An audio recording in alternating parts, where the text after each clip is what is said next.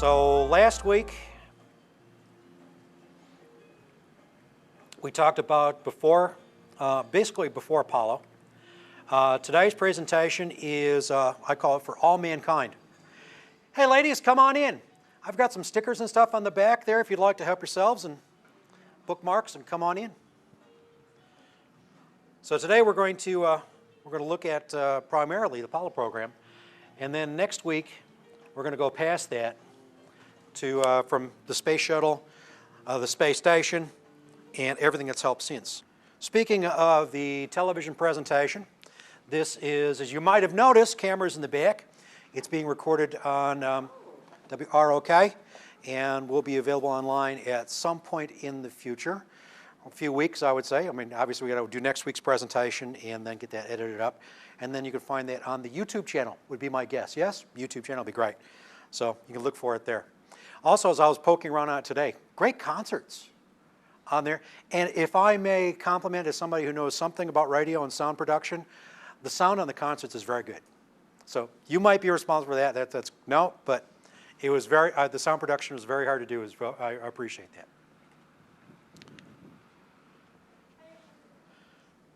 I'm sorry? Fireworks. Yes, I like fireworks. And I always like to get this out of the way because otherwise kids might explode if they have unanswered questions. And yes, I'm at the library, so I'm going to use library book covers. Does anybody have any questions they want to dig into first before we go in there? Yes, sir.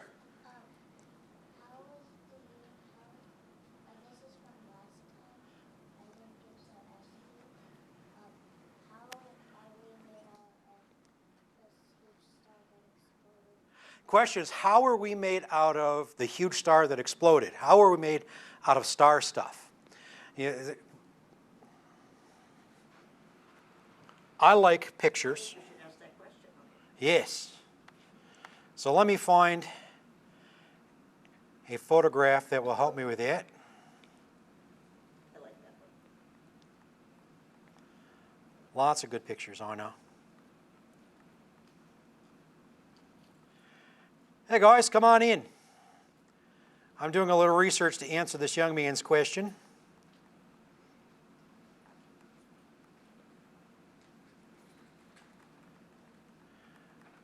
And I wish I had the picture right at my fingertips. That'll do.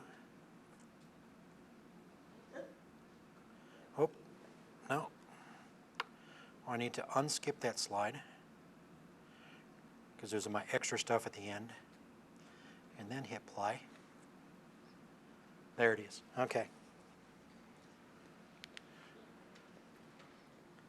So I'm going to look at those two pictures together there. The picture on the right is a galaxy. A galaxy is a family of stars. In our galaxy, the Milky Way galaxy, we have 200 billion stars like our sun. Ish like our sun. Some are a lot smaller, some of them are a lot way bigger.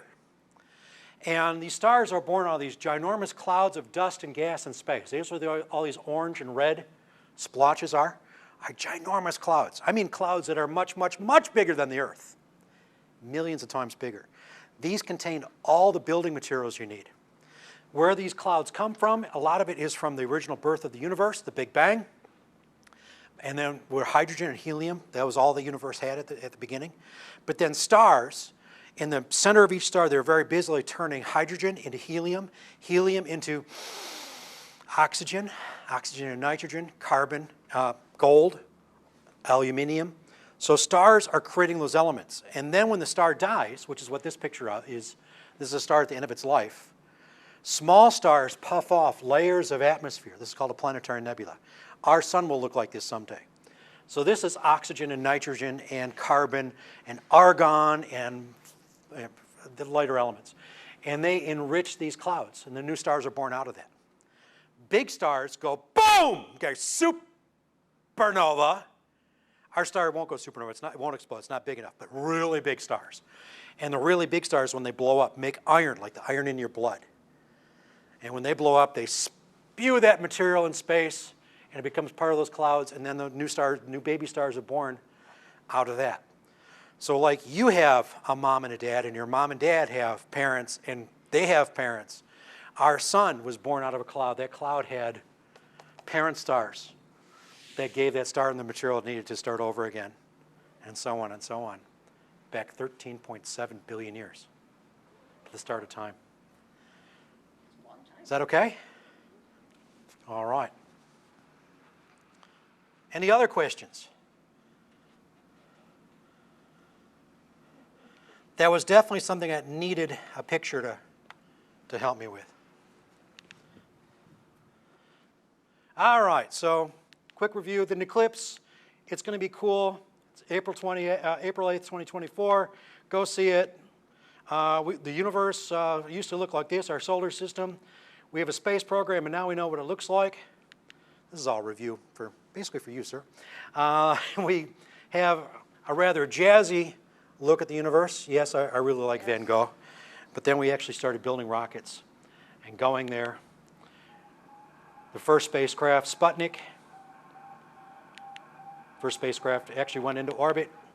And then we had the second spacecraft, Laika, was the passenger. And it was quite a big instrument. But the Americans were building their spacecraft, unfortunately. Not too good a program, didn't work too well. Our first try failed. Our second try failed. Our third try succeeded. And then we built our space program, starting on that foundation. Started sending missions to the moon, our robots, and once our robots could explore and we could see like the far side of the moon, we wanted to go there. Started launching astronauts into space. Yuri Gagarin, the first person in space. The first American was Al Shepard. He didn't even go all the way into orbit like Gagarin did. But once he did, and he succeeded, then the president felt confident. I believe that this nation should commit itself to achieving the goal before this decade is out of landing a man on the moon and returning him safely to the earth. And this is exactly what you and I were talking about before we started today. That's the type of top-down leadership it will take for this to happen again. And we have some inkling of that with the Trump administration, but I don't yet see this at this level of priority. Hey ladies, come on in. I have some handouts in the back there if you'd like to help yourself, and come on in and join us. So this is where we left off, the transition. The two spacecraft down here, the Mercury and the Gemini spacecraft, they were launched on these rockets, the Atlas and the Titan, respectively. But then you can see the big jump to get a moon craft, the Apollo command module and lander, and the Saturn rocket to carry it there. So that's where we are now, is getting ourselves to the moon, Alice, to the moon. This is a photograph from the Cranbrook Institute of Science. That is a real photograph, but I exaggerated the colors, which helps us see the geology. The moon to the human eye is pretty boring, but with scientific instrumentation, I can see a little bit more of it. It's a pretty exciting place, and it's our nearest neighbor in space, and we decided to race to the moon, quite literally. The American program and the Russian-Soviet program. This guy's going to show up a couple of times. You might remember him from the very first spacewalk, Alexei Leonov. He comes up 3 times in my stories. The first time was on that spacewalk, and the punchline on that one is they figured out how to put a person in a spacesuit and put him in space. They had trouble getting him back in the capsule, had to literally loosen a valve on his spacesuit, take air out of his spacesuit to fit back in. There's a real theme there, which is we're still figuring this stuff out, and that's even happening today. Space is hard. So Alexei, if the Soviets had succeeded, and I'm going to give something away here, I'm going to give away the punchline. If the Russians had won the space race, this is the person who would have been most likely to be the first to walk on the moon. But the Russians, the Soviets did not succeed. Alexei Leonov has not left Earth orbit, but he comes back a little later in our story today. Instead, these 3 gentlemen are the first crew of Apollo 11 that went to the moon. Yes, this picture is a bit dated. It is the last picture I could find of the 3 astronauts because unfortunately Neil Armstrong had passed away 5 or 6 years ago now. It doesn't seem like that long ago.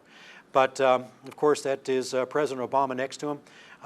Neil Armstrong is in the tan-colored suit. Mike Collins in the middle, and then Buzz Aldrin on the left.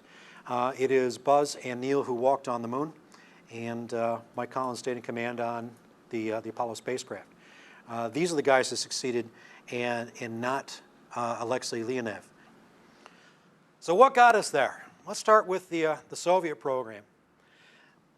I'm going to talk about this spacecraft again next week. This is the Soyuz spacecraft. This was designed in the 60s. This was and will continue to be how the Soviets / Russians, I'm just going to call them Russians from now on, it's the Russian space program gets their people into space. They still use the Soyuz spacecraft today. It's been improved over time, but once you happen upon a really good design, you might make incremental changes, some small improvements, but you still use the basic design. My analogy for this is the Volkswagen Beetle, the VW Bug. I had a Bug. I had a 1967 Aztec green Bug back in the day.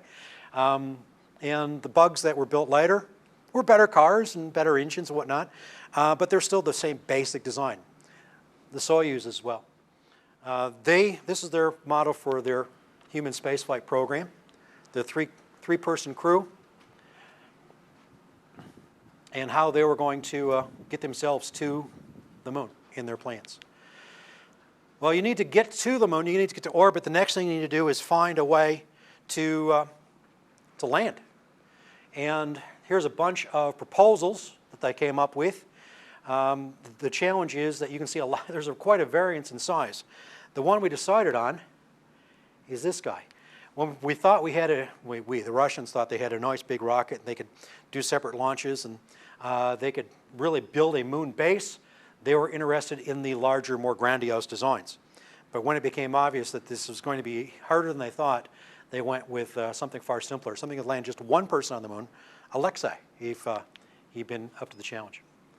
This is art, not a photograph, but this is the Russian lander next to a artistic rendering of the American lander. So you can get a sense of scale. You only have one person, you cut down on a lot of supplies you need to carry. They also didn't have any science experiments to think of. Basically, put a person there, bring him back. And the American program, for its scientific failings, and there were a few, still, science got to hitchhike along. Science was never in the driver's seat for the Apollo program, but it was always there. It was in the back seat. So this is what the two spacecraft looked like all bundled up. This is the Apollo spacecraft. There is the command module, which is this cone on the front. This is where the astronauts spend most of their time. This is the service module. It has the rockets. Oxygen makes electricity. So service module should provide the answer what it really is. This is the lunar lander. Goes down to the moon, and then when it comes back up, leaves this portion and comes back the other way. Russians had some similar ideas, a few key differences. So the lander part is tucked away in that fairing right there. The Russian program, the Soyuz, has 3 modules, where the Americans have 2. There's a service module, then there's the landing module, and then there's an orbital module. So when they come back home, they drop off that part, the heat shield is right there. So that's the part that comes home. We're going to talk about that in a little bit, because there have been some adventures with that part of the program. This is a CIA photograph of Baikonur, the test site. This is what they actually gave the NASA astronauts to say, hey, yes, the Russians are serious about building a moon rocket, because here it is. Here's a spy photograph of it. Now, it's black and white. It was taken from hundreds of miles away by a Keystone satellite. But here's the rocket right here, cone-shaped. These are the flame trenches. So as it fires up, the fire is pushed off to the sides. There's its shadow right there. And from its shadow, they could tell what its height is, which is about the same size as a Saturn rocket. So we knew that they're building it, and they were serious about it. The American moon rocket is the Saturn V rocket, Saturn V. That is on the left. The N1, or Nova rocket. This is artistic rendering again.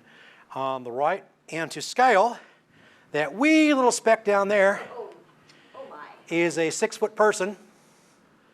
So you can put some scale to how big those rockets are. They're huge. These rockets are bigger than the Statue of Liberty. They are about as large as the Washington Monument, for those of you who have been to D.C. In fact, the Smithsonian this week is putting on the Air and Space Museum a free presentation on the mall where they have multiple screens going up and showing all the stuff going on, and they're actually projecting on the Washington Monument a Saturn V rocket as it's taking off. And it's like, I was talking to my, I really want, it's 500 miles, but I really want to go, but it's 500 miles. But I really want to go. Start, yeah. All right, here. Your program. I'm out of here.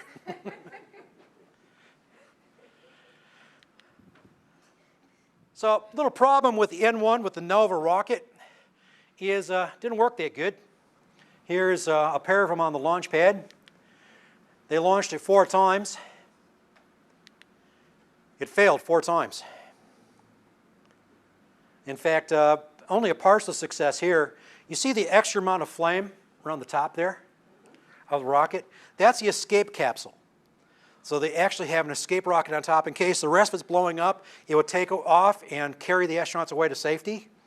By the way, we needed one of these back in October because we're still using the Soyuz, and with a failure carrying an American astronaut and a Russian cosmonaut that needed that escape rocket.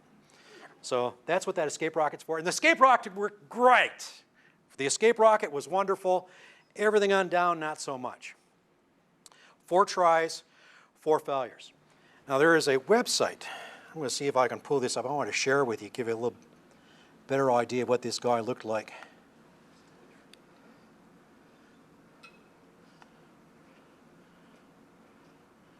So I've got a 3D model of this thing. Oh, crashed. Let's try that again. So the rocket had 5 stages. I'm going to try one more time. Come on, baby. 5 stages on this rocket. Oh, that didn't work the way I wanted. One more try. Otherwise, I'll just describe it. I always think a picture's worth 1,000 words, if it works.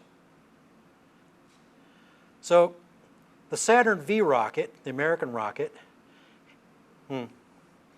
had 5, I just can't let go of the mouse is what I'm going to have to do. I'm going to get it to where I like and not let go.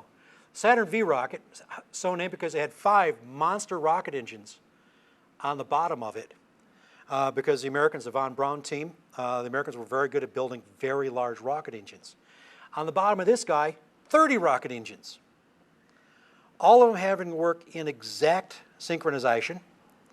And the rockets, there's no control fins. The rockets on the outside were vectorable. They could be changing direction.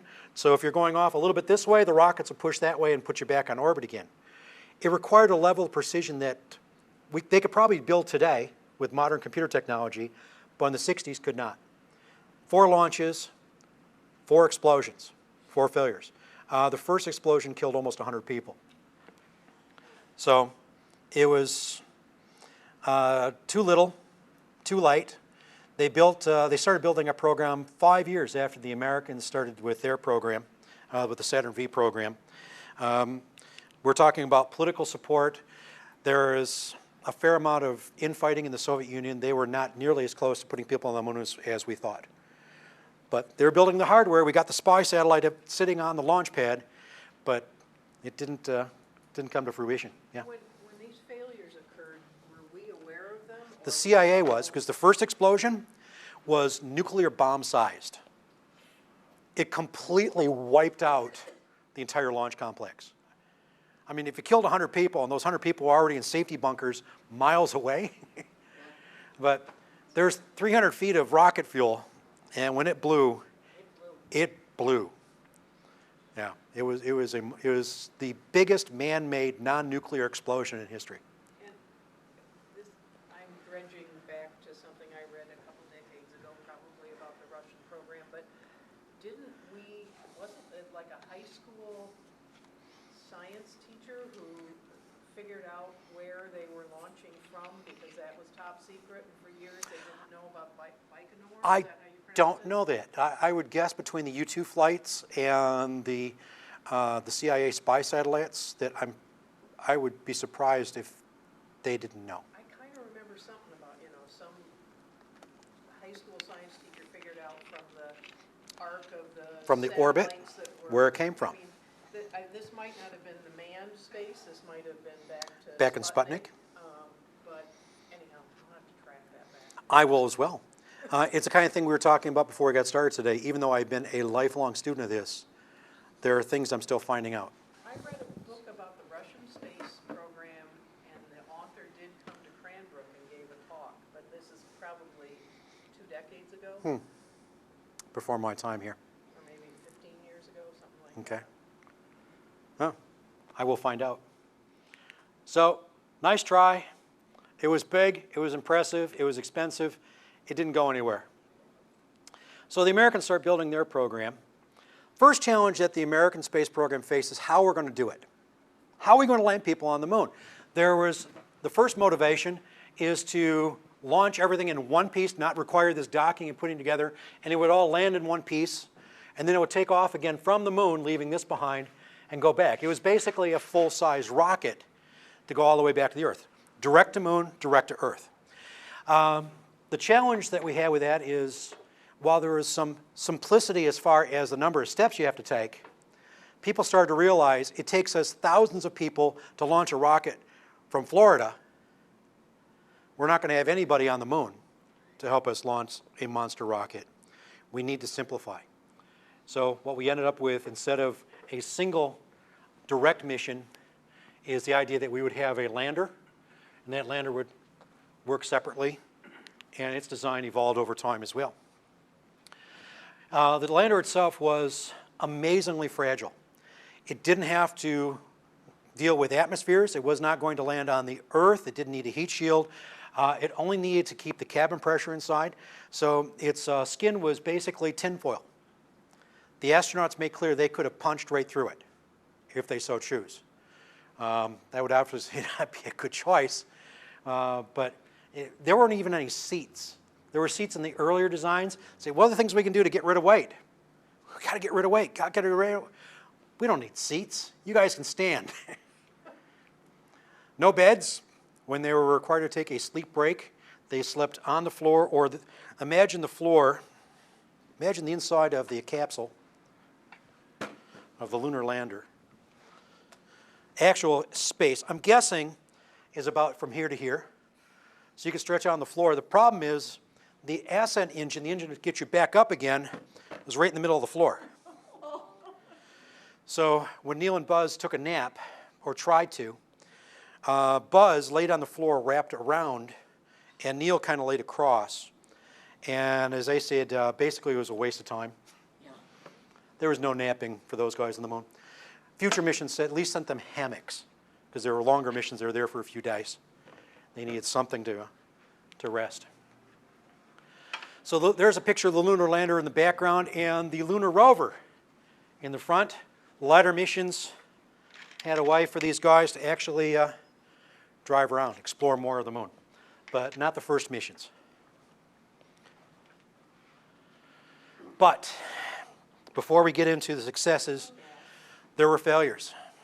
And I'm going to get a little out of sequence here, because there were 3 major human tragedies at NASA.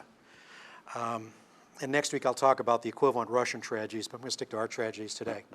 That's the crew of Apollo 1. Gus Grissom on the left. Very good chance that Gus would have been the first person to land on the moon if he had survived. He was one of the Mercury 7. He was the second person to fly after Al Shepard, before John Glenn. He was a favorite of the space program. He was very, very capable. He could have been the Neil Armstrong, the guy that we know very, very well. Ed White in the middle, the first American spacewalk. Very capable astronaut as well.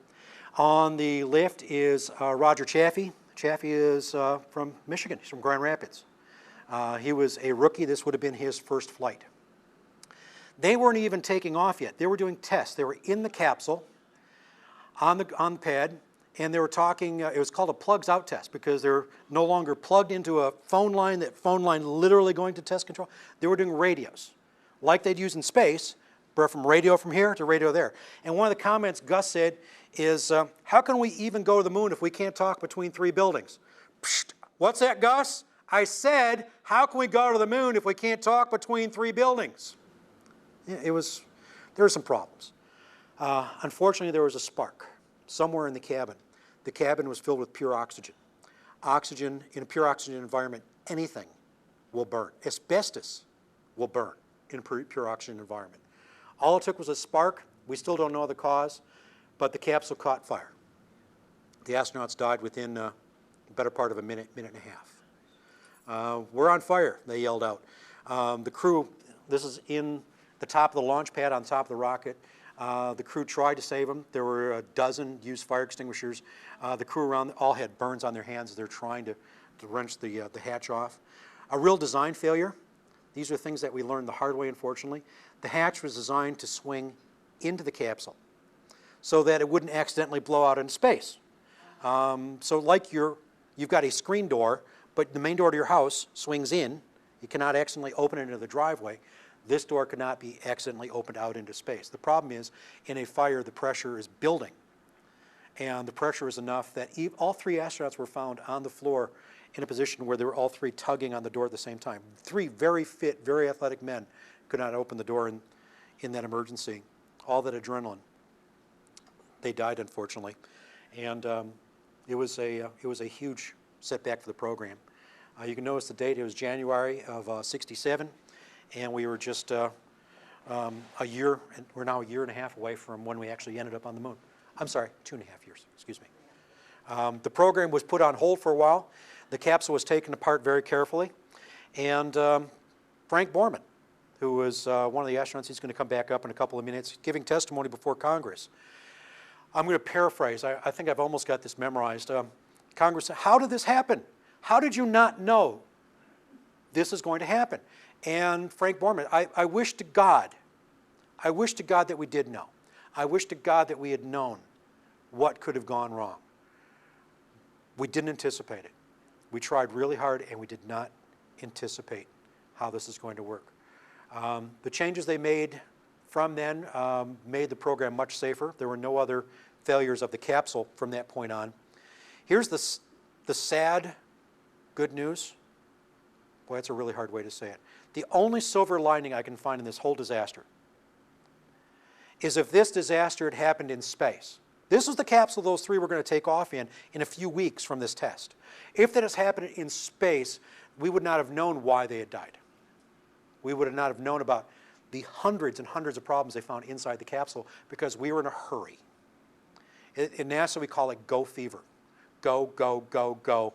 I don't care. Brush over it, fix it, put some more duct tape on it, go. Got to get somebody on the moon, we got to do it now. And this is the direct result of go fever. I wish I could say this is the only time NASA suffered from go fever, but it isn't. Fast forward, better part of 19, 20 years, and the flight of Challenger. Judy, Krista McCullough on board, Judy Resnick,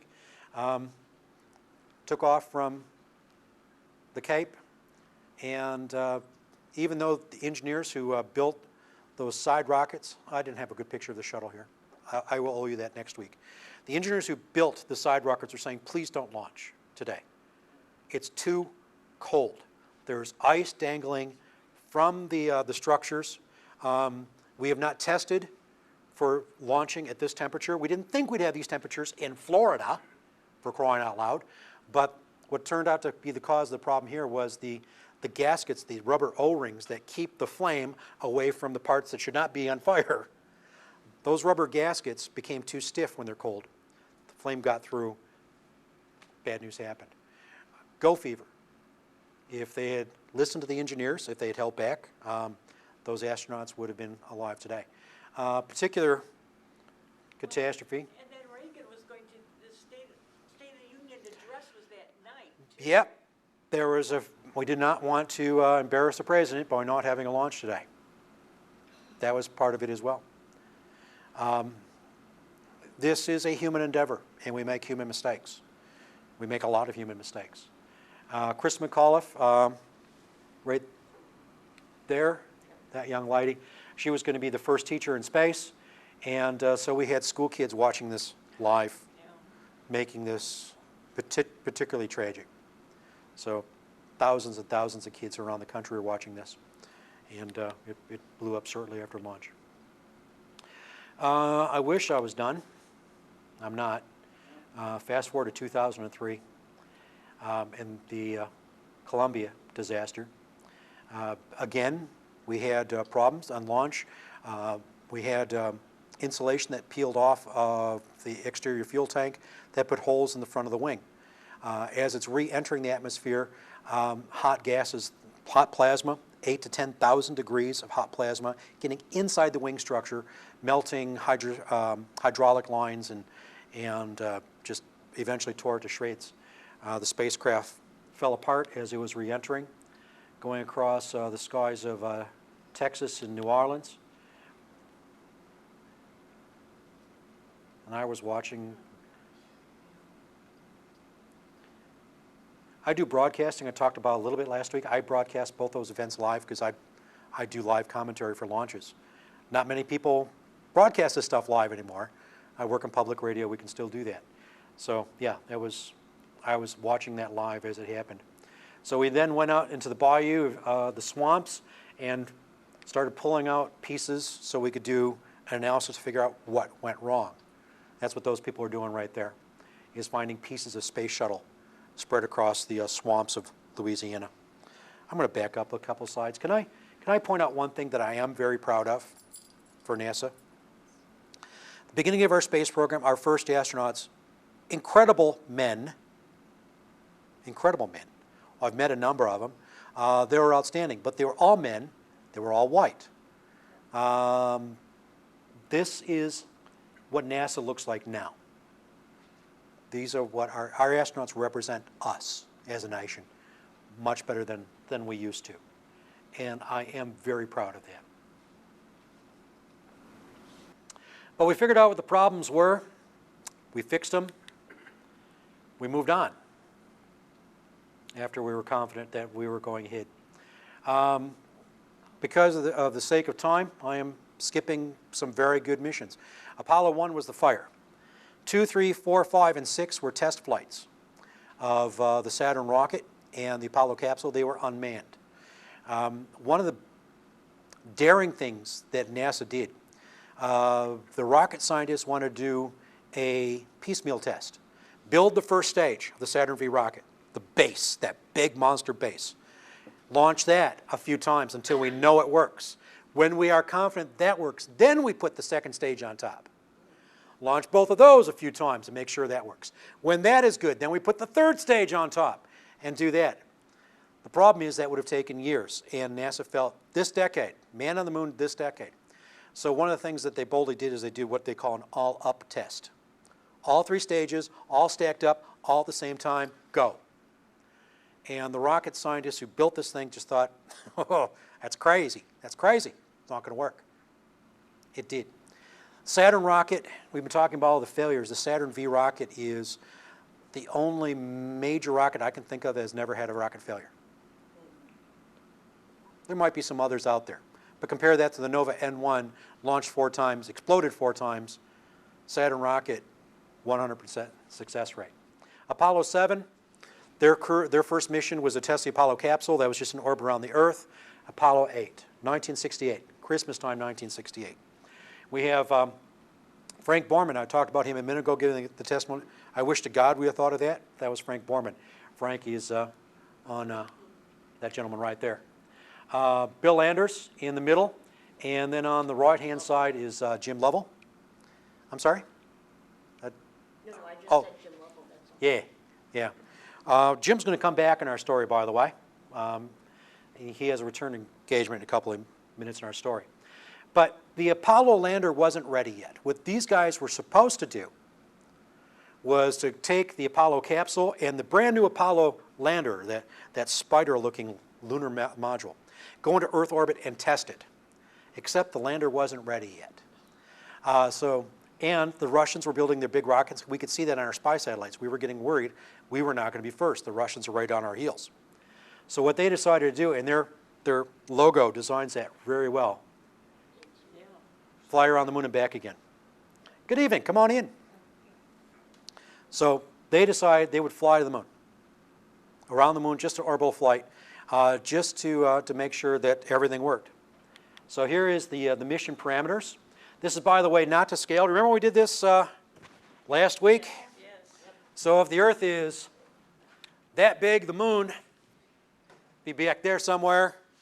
So take that diagram and stretch it all the way back to the length of this room. You're good with that. You're fine. I just knew you'd catch it. I knew if I threw it to you, you're going to catch it. You're good for it. So around the moon and then back again. This is the first manned flight with the Saturn V rocket, and it took off like a bat out of Florida. And this is one of the results. As they're orbiting around the moon, they come around the far side, they're looking back at the Earth. The moon, you can see, is dead and pretty colorless. It is various shades of white, black, and gray.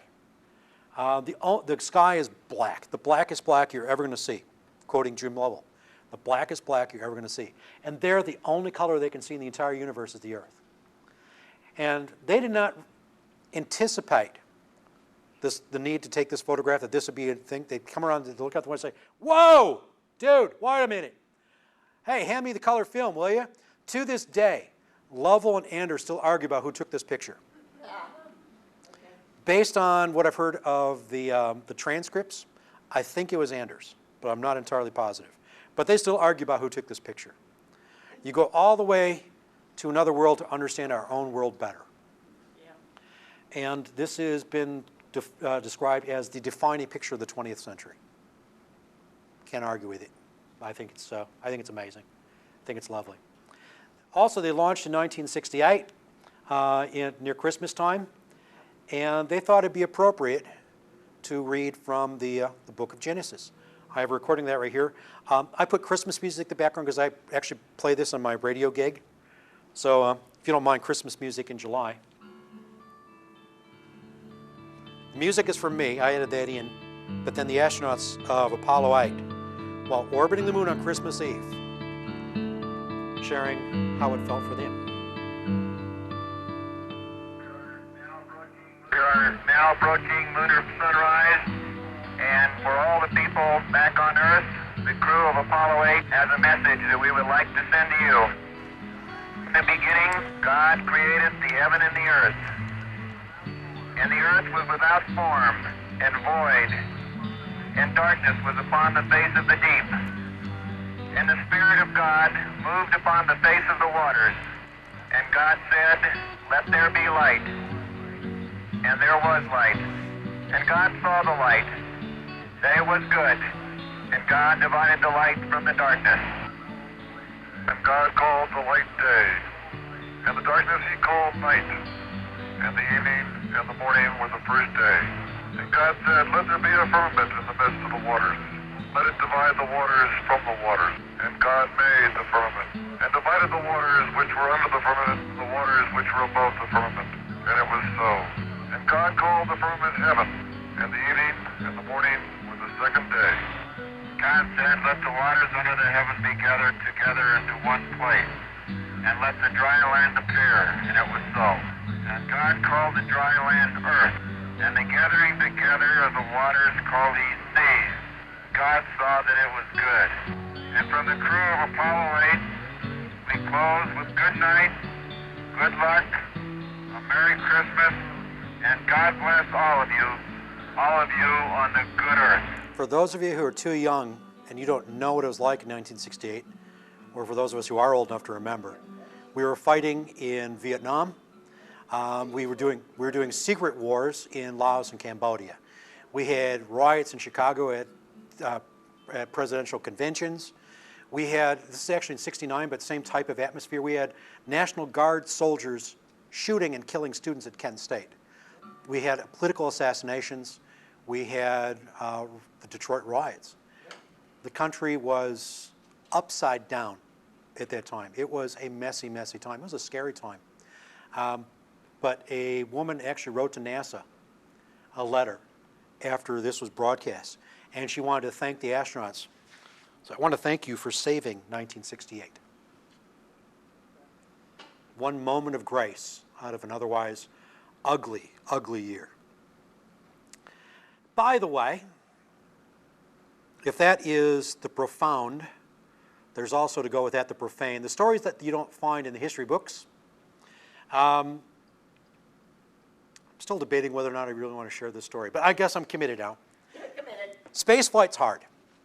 You have three guys. In this case, they were gone for the better part of a week, and they're in for this entire time. They're in a capsule that's about the size of a minivan.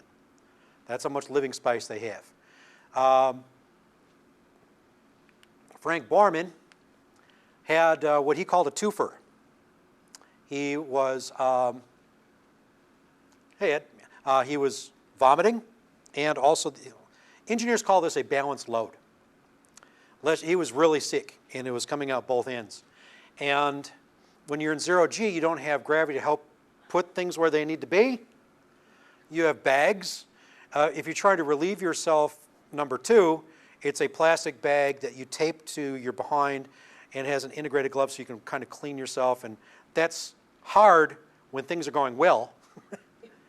When things are not going well, it was an ugly, ugly mess. So the other two guys spent a lot of their flight cleaning, swabbing the decks. They're all Navy guys. These are the things you don't think about, how difficult spaceflight is. Anders, seeing the guy in the middle, seeing how difficult this would be, did not number two once the entire trip. He managed his diet in such a way, he didn't have any solids or fibers. He just basically kind of fasted. He did not want to deal with this in space.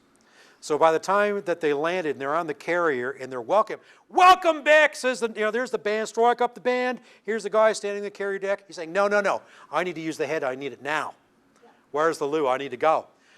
If you don't show, because now gravity's taking over, and it's like, he did not go once in the entire trip, and once he landed, there will be an accident right here on the deck if you don't show me. Hold the band. We'll come back to the band. These are the stories that don't quite make your typical press, but I think add a human touch to the story. It's not quite as heroic as we think it is. It's hard. After Apollo 8, Apollo 9's mission was to orbit around the Earth with the lunar capsule, with the lunar module, and test it out to make sure everything works. They flew it alone. We can think of this as a true spacecraft because it's only designed to work in space, never to work in Earth's atmosphere. There is Rusty Schweikert, one of the astronauts who's going back outside and retrieving a film capsule. So that mission was entirely to make sure that all the hardware, the Saturn V rocket, the Apollo capsule, and the lunar lander all worked together. It's the first time it was an all-up, and it worked great.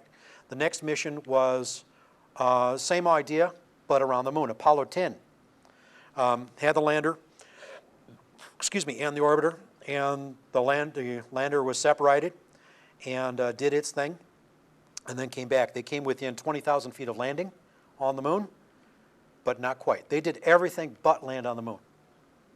They took the lander out there? Yeah. But then what did they do with it? Just discard it? Yeah. Okay. Just let it crash back into the moon. Yeah. Didn't they have in space before they landed on the moon where they had the test joining together? Docking. In Apollo 9. Apollo 9. Yeah. So that was part of that same separation happened in Apollo 9, but in Earth orbit. So if things went wrong, you're 100 miles away from safety. Farther than that, but same idea. Let's take it all the way, a full dry rehearsal, except dry rehearsal. A full rehearsal, dry run rehearsal. But I've gained a real appreciation for how easy it is for humans to make mistakes, based on Apollo 10 in particular. So they undocked. We have two astronauts on board. It was Gene Cernan and John Young, two astronauts I have a great deal of respect for. So they go down within 20,000 feet of the lunar surface. They drop this part off, and then they check the ascent engine to go back up to the lunar capsule in orbit and go home. The problem is Cernan accidentally flipped the wrong switch. So instead of going up, they started revolving this fast and accelerating until they figure out what they did wrong and turn off, put the switch back in position. We figured that they were 2 seconds away from losing control entirely and crashing into the moon. Astronauts are incredibly intelligent. They're test pilots. They know this is how you do it. This is how you do it. They do things by rote. And they train, and to the nth degree they train. And yet, here is this superb human being, superbly trained, who flipped the wrong switch. It almost killed him. Spaceflight's hard. And then they put a piece of duct tape over that. Do not touch this switch. Let that be. So that was during 10, That was Apollo 10. not during 11. No, 11 had its own problems because space is hard. So a little bit more about Apollo 11 because that is the headline. This is the anniversary. That is what the astronauts call the flying bedstead. This is their trainer to learn how to land on the moon. That's Neil Armstrong sitting in it. And I brought a little show and tell.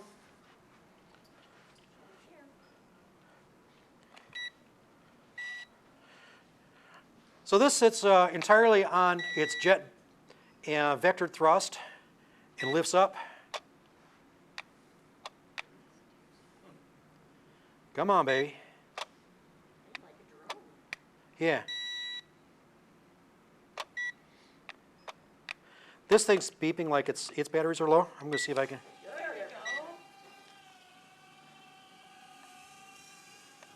So they would learn how to fly this thing, but on a jet engine.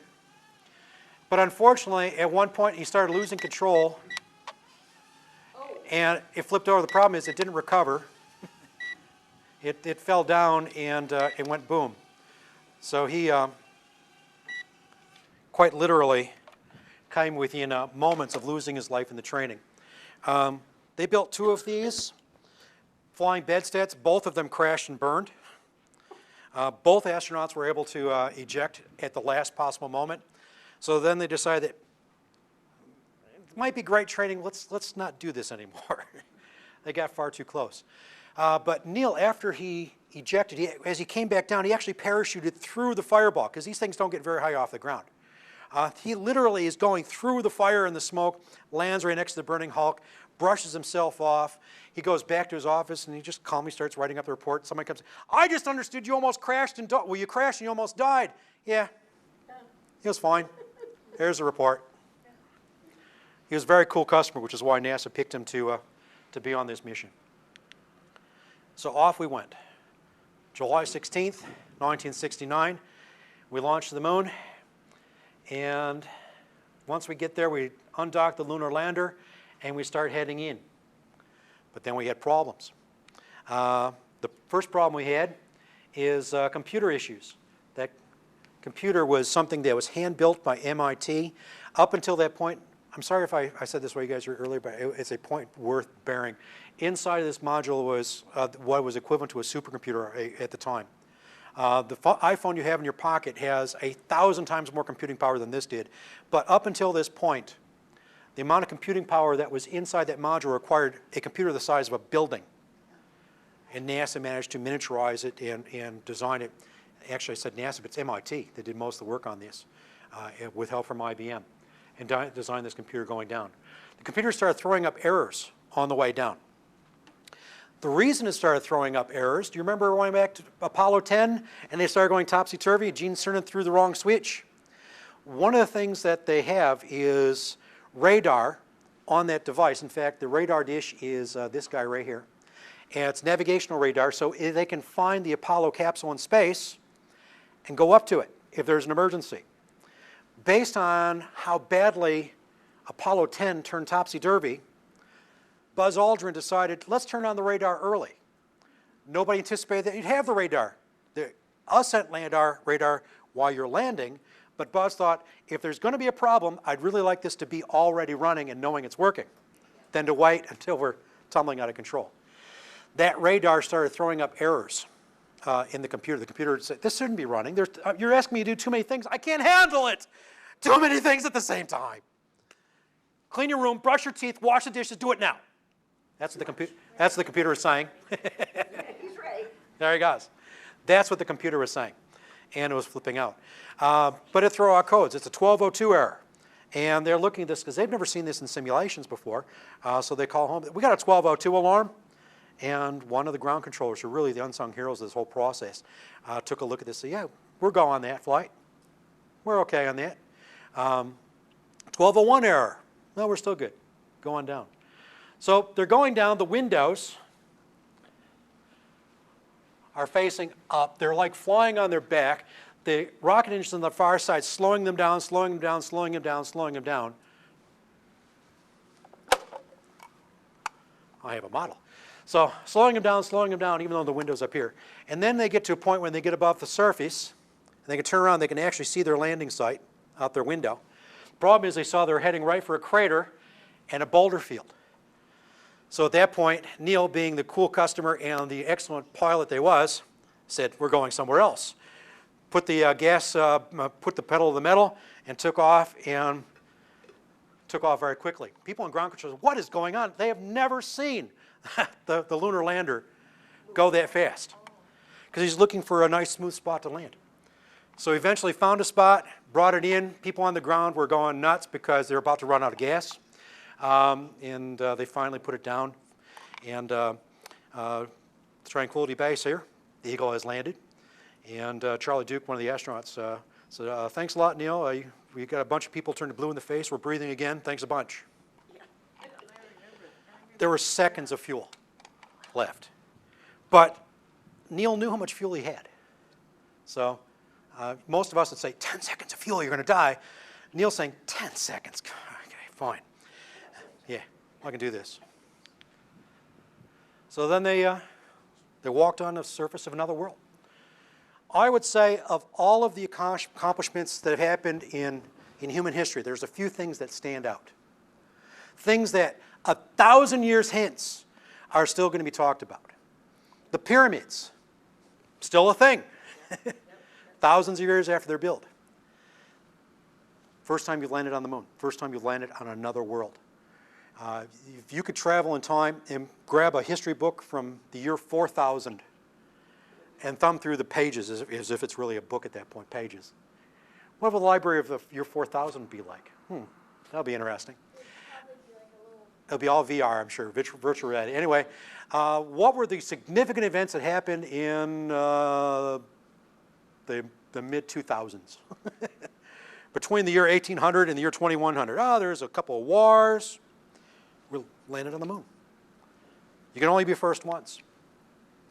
So Neil and Buzz doing their thing, setting up experiments. Pardon me. That's a seismic experiment they set up next to Neil and to Buzz in that photograph that actually measures moonquakes. And after they got rid of the lunar capsule, they intentionally crashed in so they can measure the vibrations. Geologists use earthquakes to figure out the Earth's interior.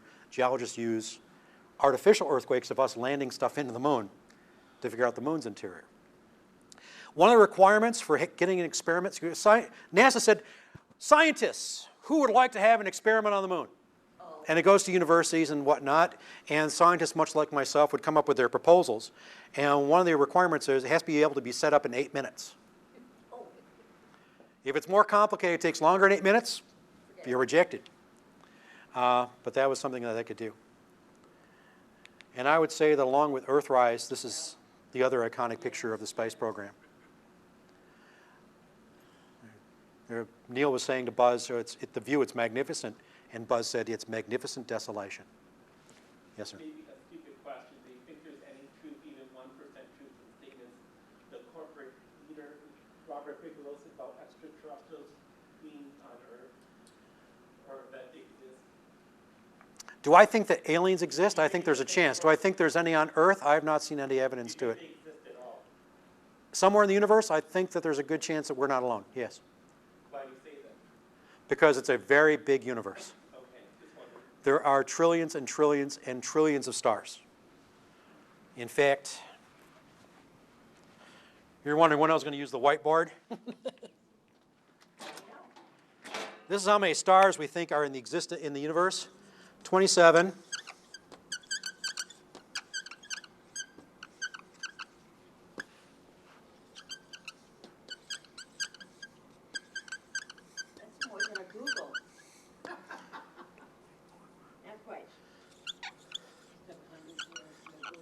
27 sextillion stars in the universe.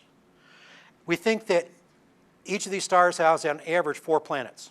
Some solar systems like ours have more than 4, some have 0, average of 4. So 4 times that for a number of planets in the universe. There are as many stars as in the universe as twice as much all the grains. I said that backwards. There are twice as many stars in the universe as all the grains of sand on the Earth. So next time you go to the beach or you go Sleeping Bear Dunes National Lakeshore, one of my favorite places, get a great big handful of sand. I think there's 2 stars for that one, 2 stars for that one, for every single grain of sand. So I think there's a good chance there's life out there, but the scientific answer is, we don't know. When you have a sample set of 1, we know of life in one place in the universe. Right here, it's my favorite planet. I'm very attached to it. I'm very attached to it. I know, that's horrible. But until we find the second example, then we don't know. And we don't know how life started on this planet. Yes, ma'am? Didn't they find like ice on the moon? That's next week, but yes, we did. Moon and Mars. Come back next week and I'll tell that story. Yeah. Is it one of moons of Jupiter or Saturn have water on it? Europa.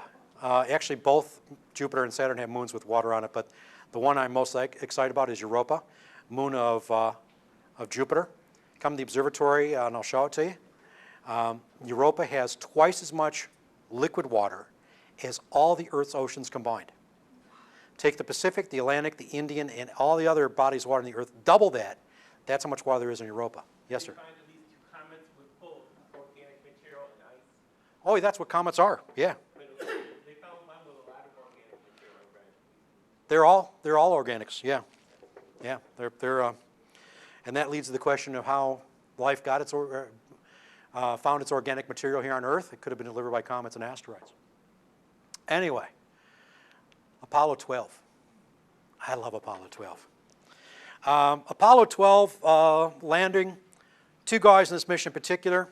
Al Bean, who is in that photograph right there. And I'm having a senior moment. I can't remember. Can't remember the other guy's name. I'll remember as soon as I leave. Anyway, I'm going to call him Sailor because he's in the Navy, and that's kind of important for part of the story. What was his name? It's just escaped me. Anyway, their mission was precision landing. They wanted to land next to this robot. That's a surveyor robot. That's one of the robots sent to find out if we could actually land on the moon. There was actually some fear that the moon had been so pummeled by micrometeoroids that the surface of the moon wasn't really a surface. It was like jumping into a swimming pool filled with talcum powder, with baby powder, that you'd step into it and thump, that's one small step for man, one giant thump, and you disappear into this stuff. So we literally landed robots on the moon to find if we could actually land on a solid surface in, little wrong button, Michael. I've avoided doing the wrong button pretty good today. Even a little excavator, a little backhoe on the front there. So where Neil had trouble finding a landing spot, we're going to nail our landing. This is what we're going to do. So you can see in the background how close they were. They were intentionally landing next to the surveyor. One of their objectives was to find out from an engineering viewpoint, how long do things last on the moon? So Al has his hand on a camera, and he's taking that camera off, and they're going to bring it back home to examine to see how the metals, the glass, the other materials last in the hard radiation. The temperature extremes from plus 500 degrees Fahrenheit to minus 200 degrees Fahrenheit. Incredible heat and cold. The radiation. So they took it off, they brought it home, and they opened up the camera. They're examining it, not the astronauts, but they're examining it, and first thing they see is some green slime on the end, some mucus. Somebody had sneezed on the camera during manufacture. Now, think about this as a scientist does. Your first reaction is, ew! Scientist kicks in, ooh. Here's some biology that's been on the moon for 3 years at this point. So they actually scraped some of it up. They put it in a petri dish. They cultured it. They brought it back to life. So here's the quote from the sailor whose name I can't remember. Oh man, I'm driving me nuts. My cell phone. Thank you. Not my memory. My cell phone. Pete Conrad. Thank you. Human errors. We're good for this. So This is what Pete Conrad had to say. I need to edit this Okay. for the youngsters involved because Pete was a Navy guy. He spoke like a sailor. So I'm expecting you youngsters to creatively insert your own swear words in the appropriate point. I'm sure you can creatively do this. The most amazing gosh darn thing that we gosh darn found on the gosh darn moon, he wasn't saying gosh darn, was this gosh darn bacteria that gosh darn came back to life, showing that life can survive in really hostile environments. Amazing. Gosh darn it. I think there was another gosh darn or two in there. Al Bean, by the way, he just passed away last year, one of my favorite astronauts. He is an artist. So he painted the missions, and this is actually, he painted a picture of all three of the crew because he didn't think it was fair that the third astronaut in the orbiter didn't get to be involved on the moon. So he painted him in as well. NASA gave him his own moon boot. So a lot of his paintings have imprints of a real moon boot in it and a little bit of moon dust. He mixed in a minute amount of moon dust into all his paintings, into his paints. So you don't want to waste any paint. Very talented guy. They were a crew where Aldrin and Armstrong were a little bit of head-butting. They were not buddies. They were professional comrades, but they did not hang out together. The crew of Apollo 12 was very tight, very, very much friends. Apollo 13, and yes, I took this from the movie because frankly the movie did a fantastic job of telling this story. Apollo 13 went up and it had a little problem. This is an artistic rendering, not a photograph. This, an oxygen tank on the side of the service module blew up. They felt an explosion, and they actually look out the window and they can see something jetting off into space. That's always bad. When you see things escaping into space, that's bad. That's a bad sign. So they famously called back to ground, Mission Control, Houston, we got a problem. And they saw, because the oxygen tank, when it exploded, also took out a fair amount of electronics, including the fuel cells that power the system. They started losing power. System after system started failing. They were turning it, they could see it dying. The spacecraft was dying. So they very quickly shut stuff down to try to preserve battery, moved into the lunar module, which was designed for 2 people for a couple of days. All 3 of them moved into the lunar module and lived in there for as long as they could. They were too close to the moon at that point to do a hard burn and come straight back. They had to go all the way out to the moon. Remember, Earth here, moon all the way back there. All the way back out, get a gravitational assist and come all the way back. All the navigation equipment is in the command module, not in the lunar module. This was a real seat-of-the-pants operation. It's like if I was to go, say, I'm a sailor, I love sailing, but it's a difference between using GPS and using a sextant. Except you're navigating in 3 dimensions instead of just trying to find harbor. It was very, very near thing. Again, stealing a slide from the movie, one of the challenges that they had, they were building up too much carbon dioxide. You breathe in oxygen, out comes out carbon dioxide. And there are scrubbers, as I call them, filters that would clean that out. The carbon dioxide filters in the lunar module weren't made for 3 people for a week. It was made for 2 people for 3 days. So the carbon dioxide, too much of it, it'll kill you. So they thought, well, why don't we just use the carbon dioxide scrubbers from the command module? That's because they were literally trying to put a square peg into a round hole because they used different filters in the 2 different spacecraft. Things built by government contract, 2 different companies. Nobody ever thought that they should be interchangeable until you have a disaster like this. And so, this would have been a good idea. So this is from the movie. The guy walks in. This is the equipment that they have, the duct tape, the hoses. You need to make this fit into that and make it work. And that they did, and they came back home. These are actual photographs. So after they come back home, they lose the lunar lander, and that burns up in the Earth's atmosphere. And then the command module, which has the heat shield, the part that looks like a gumdrop, separates away. And before they come into Earth's atmosphere, they turned around and took a look at the side of their spacecraft. So that's 2 different views of the service module, 2 different pictures. And you can see just how badly chewed up they were. It was an amazing, it was a miracle that they had survived it. But failure is not an option. So we did. We went to the moon. Missions Apollo 14, 15, 16, and 17. More science. That's Gene Cernan. We talked about him on Apollo 10, going topsy-turvy. He was also the last person to walk on the moon. He was Apollo 17's commander. Look how filthy he is. One of the things that we discovered is that lunar soil, regolith, is very abrasive. It's like ground glass. So you have an arm on your spacesuit and a glove, and there's a metal joint right here so you can turn your hand. They found that after 2 days, enough of this abrasive broken glass like material got in there that actually ruined this joint and start leaking. So now we're talking about sending people to live on the moon by President Trump and his current initiatives.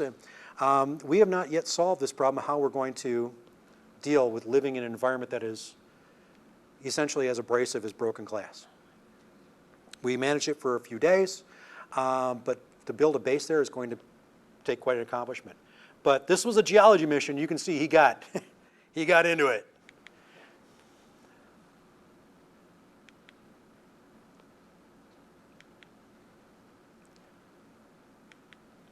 I showed these three guys with another president. Here they are with President Nixon. When they came home, the crew of Apollo 11, we were concerned about moon germs. We didn't think it was likely, but you introduce new germs in the environment, then it could kill everybody. You can ask Native Americans about that. When the Europeans came over to this continent, they brought smallpox and a whole bunch of other diseases, and they killed millions and millions of Native Americans, decimating the populations, allowing the Europeans basically just kind of walk right over because there's nobody living there anymore. The areas of huge parts of the continent have been depopulated because of disease. We were concerned that much the same thing could happen if in the off chance there was diseases on the moon and we brought it back, we would kill everybody. So they were in isolation for 3 weeks. By the way, it was pretty much a waste of time because the first thing they do when they land the capsule is they fling open the door. Yeah, I was going to say, that's, As they're bobbing around in the Pacific Ocean, waiting for the helicopter to pick them up. They're already in their isolation suits, and they hop into a raft where a Navy frogman takes a alcohol-laden washcloth and wipes them all down to kill all the germs. And then what does he do with that washcloth? Puts a rock in it and throws it over the side to sink in the Pacific Ocean. So if there were germs in that capsule, we released it into the warm Pacific Ocean, and then we dropped it in the depths. And yes, if we were going to take this seriously, this is pretending to take it seriously. We didn't really. But we went, and it was amazing. And then we decided not to go anymore because it was very, very expensive. This is 1972 was the last time we walked on the moon. Yeah. So the person that sneezed on the camera, weren't they technically the first living thing on the moon? The bacteria? Bacteria was. Yeah. This is the first bacteria on the moon. The first bacteria on the moon. I have a question about, so in other words, this bacteria came from Earth, was on the moon for 3 years. Yeah. Came back, brought it back to life. What did you do with it? I don't know. I imagine that if I was a biologist, I'm not an astronomer, I would guess that you have a unique biological sample and you just start growing and growing many hundreds of generations to see if there's any mutations or changes. But I've not heard anything more, so I'm guessing that they didn't turn into the bacterial version of the Incredible Hulk. So we decided we'd stop going, even though the moon was a lot of fun. The moon's first kickball game lasted 3 weeks. Since the first time somebody kicked the ball, they lost it. It was gone for miles and miles. That's a joke. Al Shepard, who was the first American in space, he was also the commander of Apollo 14, and he actually smuggled a golf ball and a golf club with him, and he put the golf club on the end of one of the shovels. And those spacesuits are very hard to maneuver in. I mean, he's very stiff. He's like this. First golf shot on the moon. And he said, yeah, I'm sure it went for miles and miles. That part sounded good. but it sounded good. So what's next? Well, in all this time that the Americans were dancing around on the moon, the Russians, the Soviets were still doing their thing. We talked about the problems they had with human spaceflight, their N-1, their Nova rocket blowing up all the time. But what they did do is they built a robot called a Lunokhod, which looks like this guy. Yeah, it looks like an angry insect to me, but okay, if you think that's kind of cute, Mom, you might want to keep an eye on, on that one. But yeah, the Lunokhod was a lunar rover. It was solar powered. It would drive around on the moon, collected samples, actually put a sample back into a rocket and sent that rocket back to Earth. So Russia has its own lunar samples, but it's it's like 2 or 3 thimblefuls compared to the hundreds and hundreds of pounds that Apollo has brought back. But that was enough to salve national pride. They were actually in orbit at the same time, getting ready to land on the moon at the same time that Neil and Buzz were walking on the moon. Again, we were losing the human spaceflight race, but we'll at least do something to show. No, no, in fact, they were saying this in Pravda, in their press. We weren't really in the human spaceflight race. No, no, no. The advantages of having a secret society is you can keep secrets like that. This is an artistic rendering of what it looked like as it was traveling around the moon. But what if we had gone further? The Russians kept the Soyuz spacecraft and have been using it over and over for decades, improving it. What if we'd been building on Apollo and working on that? And that would have been awesome. But that's not the way we went. We decided to build a space shuttle instead. A couple other quick things we did after we decided we're done with landing on the moon. 2 more things that Apollo did. One is called Skylab. We took some of the leftovers from Apollo and we built a space station out of it. And I got to tell you, it was big because you had the Saturn V to launch it. It had a huge amount of space. And it's the kind of thing that I wish was still in orbit because it would be docked to the International Space Station and it would add a huge amount of space. Huge amount of space to the space station. Pardon my pun. Some problems during launch. Actually, the solar panels ripped off and the micrometeorite shield, and it took a fair amount of rescuing for NASA to get it working again, a rescue spacewalk. But NASA's good at those kinds of disasters, and they're able to fix it and get it working again. We had 3 missions to Skylab. You can see the astronaut here to give you a sense of scale. So it's multi-deck. And there's actually, I'm going to go back a slide. Not only that diagram I'm showing you next is this living area here, but there is an observatory. This is a solar observatory. As an astronomer, I'm very keen on that part. We're getting a lot of good solar science from that. So it was a big play area.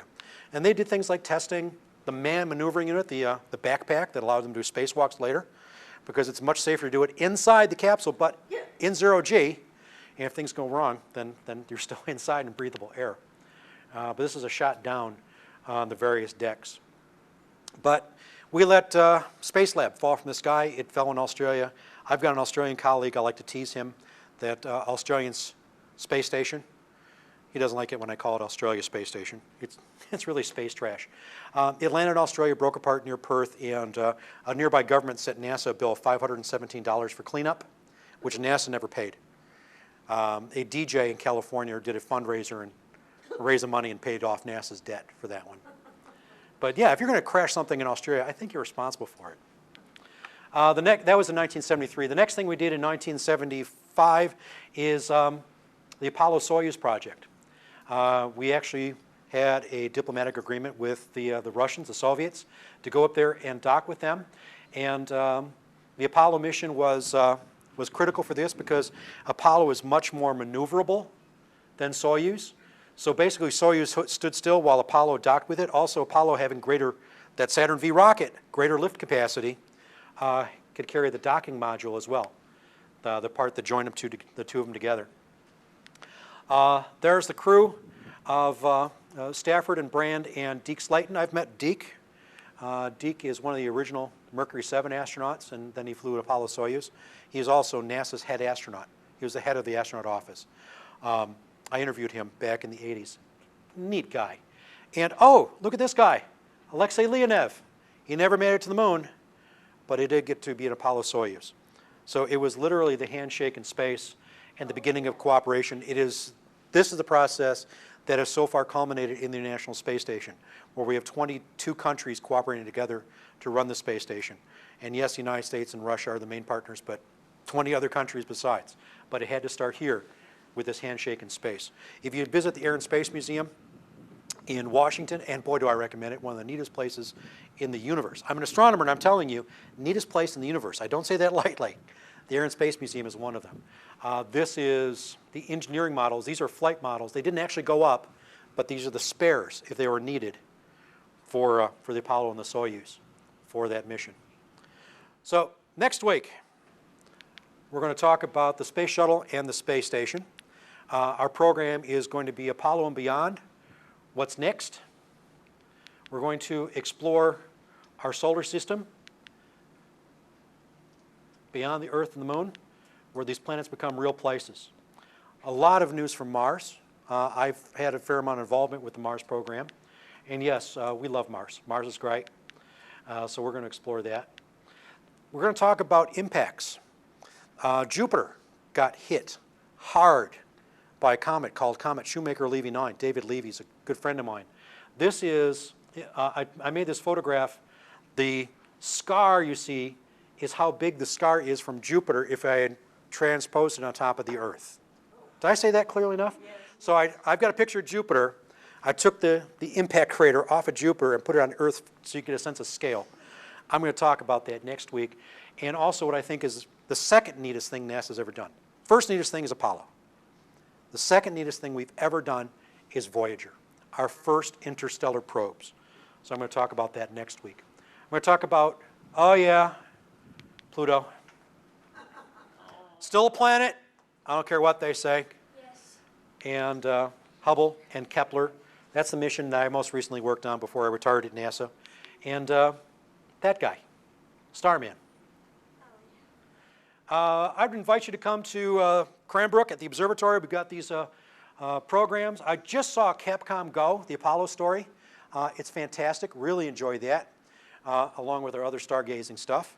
We also have a Pink Floyd show, which is a lot of fun. The observatory, which is my gig, I'm there every Friday and Saturday night from 8:30 till 10. Also the first Sunday of each month. And we have specials.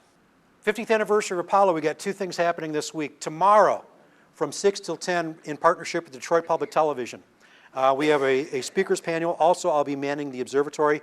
Fingers crossed for a clear sky. We have planetarium shows. So that's tomorrow night from 6 to 10. If you're here, you probably really enjoyed that program as well. That's free with admission to the museum. And then on Saturday, special programs during the afternoon from 1 to 4. So I hope you join us for that. Okay, guys, thank you very much. Come back next week.